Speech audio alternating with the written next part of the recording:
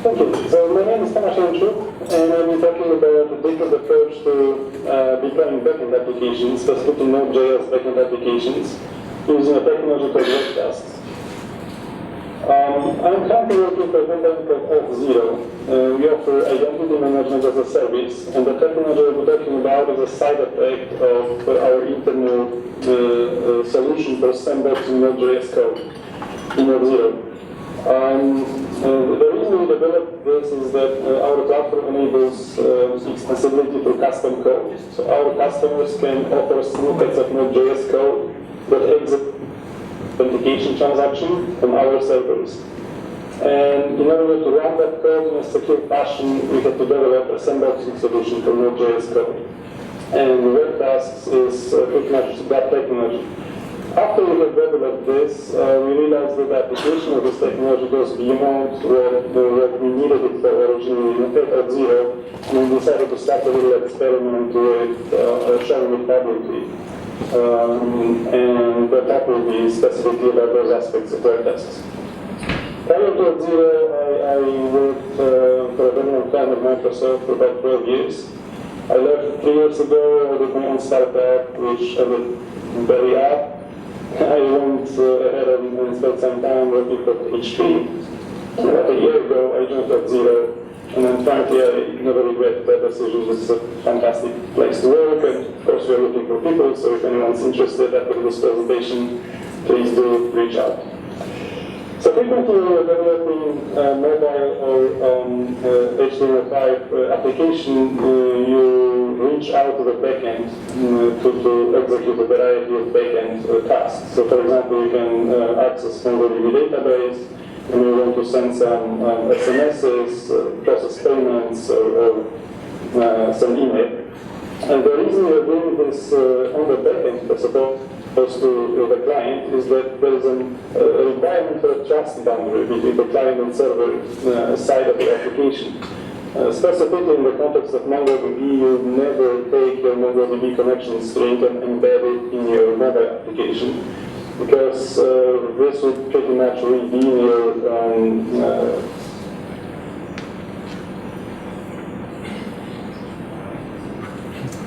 anyone who's eager enough to crack your application open. Database credentials. If you look at that situation from the client-server perspective, the reason you are introducing you are using the client-server architecture in modern mobile and web applications is frequently specifically to create a trust boundary that enables you to encapsulate some secrets on the server side.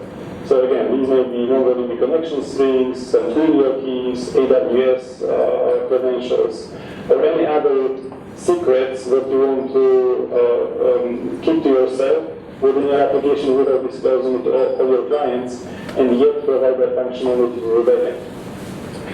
So at Auth0, security is kind of our focus point. We decided to have a further look at the client-server architecture and the role of the trust boundary in that architecture. So if you look at a typical exchange between a client and server in a client-server architecture, the client will submit some data for processing to the server. And in the process of doing so, the client will also authenticate to the server. The server in turn consists of some server code and some secrets that that code requires. So again, these secrets may be MongoDB connection string, and that server code may be some Mongo query that you are running on that database, which is parameterized with data that the client has sent to the server. So with that, I'm going to run a few transformations and then come back, reduce it into practice. So bear with me for a moment. So let's have a look at the server piece of your application. So again, it contains the application agnostic elements, which is CPU, RAM, hard drive, and operating system. And then it contains the application-specific elements, which is some server code, which is, for example, a piece of Node.js code that executes a MongoDB query, and some secrets that this code requires to operate correctly, which is the MongoDB connection string.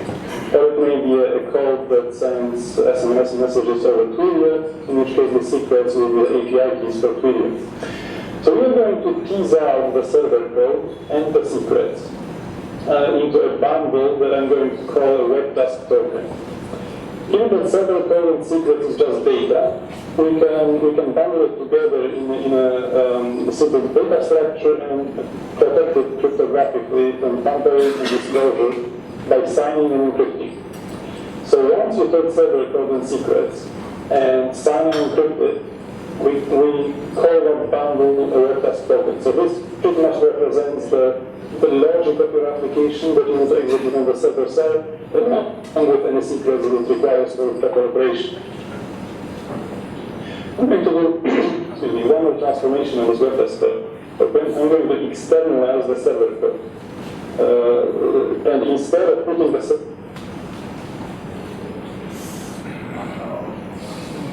code,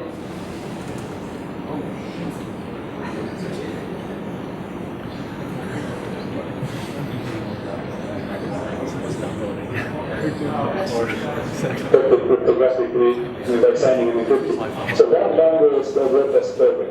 Why did I externalize the server code? Because the URL to the code is much smaller than the code itself. So this reduces the size of the bundle such that in practice you can take that bundle and tag it onto any of the modern protocols that are used in mobile HTML5 applications. Specifically, it is not unreasonable to pass this little bundle as an HTTP request header. So what can you do with this bundle? Given that this is protected cryptographically from tampering and disclosure, in theory you can go ahead and publish it in New York Times, and it will be no harm to your backend logic. Because even if somebody has access to this bundle, they won't be able to get hold of the secrets embedded to them, since they are encrypted. So one thing that you can do with that bundle is also embed it in the client application. It is now safe to do so again because it is encrypted. So what does it do to the client-server exchange? The client, when it's making the call to the server, in addition to specifying the client-specific data, which it did originally, it can also add that webtask token bundle, therefore informing the server what kind of server-side computation the client is requesting the server to perform. So if you look at the server in this picture, the server no longer contains any application-specific elements. It only provides commodity computation power, CPU, RAM, HDD, and operating system, perhaps some pre-installed modules or libraries that are available to application code. But when a server like this sees a request coming from the client which contains the webtask token, it is now fully equipped to extract that application logic from the webtask token by downloading the server-side code from the URL specified in the webtask token and providing it with the secrets that were also embedded in the webtask token. So we have transitioned from a client-server architecture in which a server was very much application-specific to a situation in which the server is completely agnostic to the kinds of applications it is running. It became a very generic webtask execution runtime. So you can accept any request from any client that specifies a webtask token, and it can perform that server-side computation on behalf of the client. So how would the programming model for such a server look like? In our case, we have several different programming models that we allow people to use, but the most fundamental one resembles HTTP handler function in Node.js. So it is a function that takes a request and response. You can process the request and response however you like. In addition, you are also getting a context parameter. The context one of the many things that the context provides is any secrets that have been embedded in the webtask token at the time it was created. So this is how the webtask runtime provides the server-side code with the secrets like ongoing connection strings or trivia keys without making it necessary to embed those secrets in code directly. In order to make such a generic webtask execution runtime a viable proposition, it must provide rich functionality to the server-side code. So what kind of modules can you use within the little function that you're offering?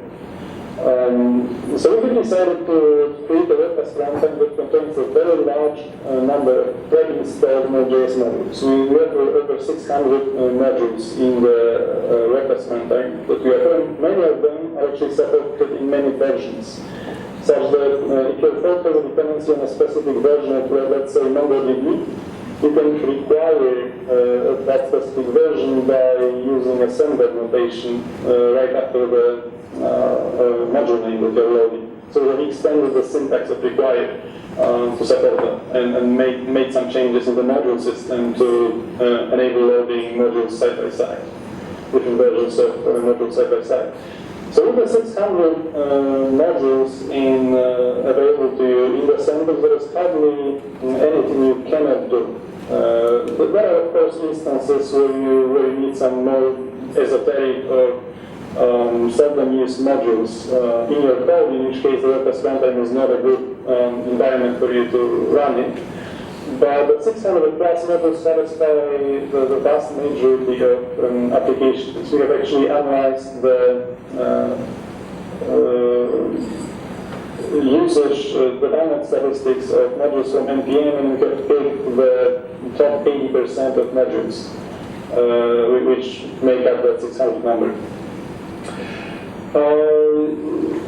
We created a webtask playground. This is something where you can go and play with that concept. It is completely free. At this point, we're pretty much trying to wrap our head around how this can be useful and how people may be using this. So feel free to go in the webtask.io and give it a try, see how it works.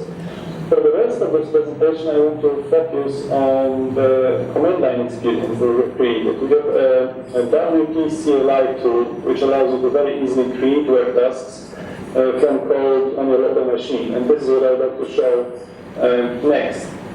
So before we do that, let me introduce a very simple use case that I will be demonstrating. So let's say you're writing a very simple feedback form, something that may look like this.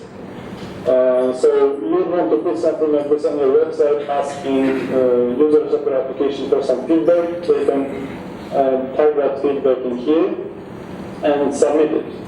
So this is an application hosted on localhost 3000 right now.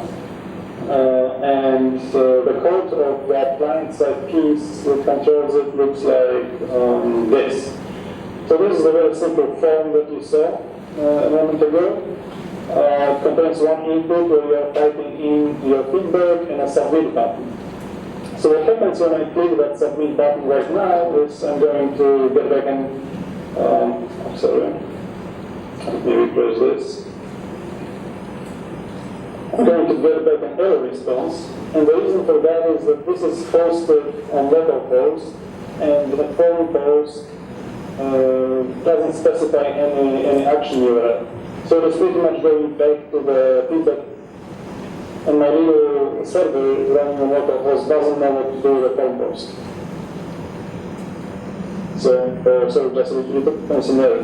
So what we need to make it operational, we need to come up with a URL that the form post will be redirected to, which will contain the feedback and do something useful with it. So for the sake of this demonstration, let's assume that really that feedback is to store it in a database. This is something that we typically do with a feedback like that. For the sake of this demo, I'm going to assume that Twitter is my database. So Twitter is in fact a form of a database. It only supports write and read. It doesn't support delete and update. But for storing feedback, it is just good enough. So what I'd like to do is to take the feedback and send it to myself using Twitter.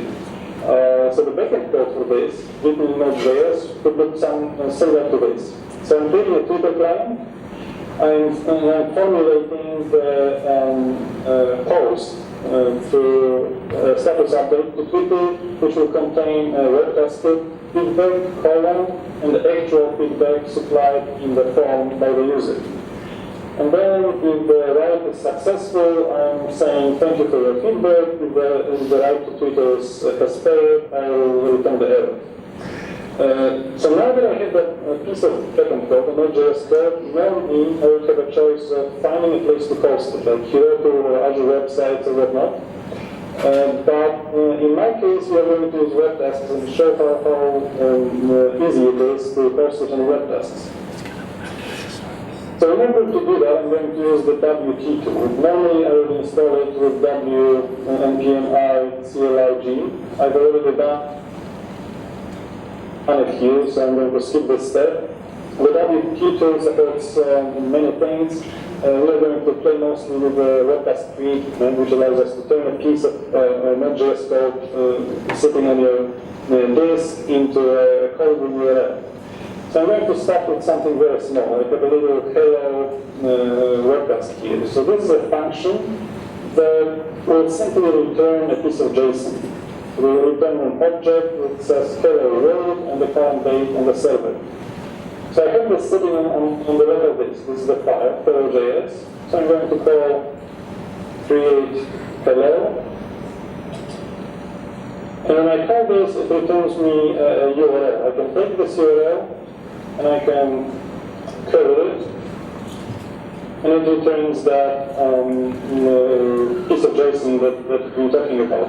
So what happened here is, at the time I called wp create hello, we have created a webtask token, but also created an alias to it. Hello is an alias to that webtask token. When I did that curl, I contacted our generic webtask runtime, just hosted on webtask@io0.com, and referenced that webtask that had been just created. As a result, that snippet of Node.js executed on that generic webtask runtime, which returned the piece of JSON. Not here. Oops, sorry. So how do we provide this snippet of code with some secrets? So let's go back into Sublime. This is my hello world. Let's say I would like to have access to some secret here. As I said before, the webtask runtime is capable of extracting the secret stored in the webtask token and providing it via the context parameter to the snippet of code. So the way it would look like is CTX data, and that secret can have an arbitrary name, so I'm going to call it my secret for now. And at this point, the way I'm creating, at the time I'm creating my webtask, I can also provide the secret that I would like to supply to my executing code. So let's call it my secret is full. So then I'm creating my webtask token. And you'll notice that that secret is absent from the URL. It is also, it is only embedded in the webtask token in an encrypted form. That secret is also absent from my server-side code. So therefore, I can take that code and store it safe in some public location like S3 without disclosing my secrets. That secret will be only made available to the server code by the webtask runtime at the runtime. So this call, you will notice that my secret had indeed been provided to code, and the code reflected it back in that structure that was returned. Normally, of course, you will do it. Normally, you will use that secret to perform some meaningful action, like contact your MongoDB or some Twitter keys. And this is exactly what we are going to do with this coming back to that feedback example. This is exactly how we are going to configure our Twitter client. In order to send that post, we pretty much need access to Twitter credentials that Twitter makes available through the developer console. So we need the consumer key, consumer secret, access token, and access token secret. We are going to now take this snippet of code called feedback.js on my local disk, feedback.js, and we are going to create a webtask out of it. Feedback.js, and we have to provide the 4 secrets that this code expects. So CK, CS, AP, and PTS. Just for the sake of brevity, I already have them specified as environment variables in my environment, so I'm just going to specify the secrets like this when creating the webtask token. So what I'm going to take is again a URL that is associated with the web, combines this snippet of server-side code and the these secrets in an encrypted form. And I'm going to take this piece of, take this URL, which is capable of processing my phone calls, and plug it back into my client-side application as an action. So when I go back to my feedback form and refresh it, I can now provide my feedback along the lines webtasks are great and submit it. You'll notice that what came back is thank you for your feedback, which means that the post to Twitter supposedly succeeded. And just to confirm this, we can actually pop into the Twitter client, and we'll see that feedback right here. Webtasks are great. So what you saw here is the ability to take an arbitrary piece of Node.js code, a very small handler of an HTTP request, and very quickly with a single command convert it into a callable endpoint without disclosing your server-side secret. So there is an interesting aspect of creating the trust boundary between the client and server application. So effectively, you can set up a small piece of a backend or your mobile or HTML5 application without the need of hosting that backend yourself in Heroku or Azure websites or wherever. But you can instead use that generic webtask runtime that is capable of serving the needs of literally any application. So this pretty much sums up the webtask technology. Feel free to go to webtask.io, sign up, and engage with us regarding any ideas you may have as to how that technology may or may not be useful to you. Feel free to install the CLI, and again, if you like what you saw, this is what we do at Zero, and we're looking for talented people, so get in touch. Thank you.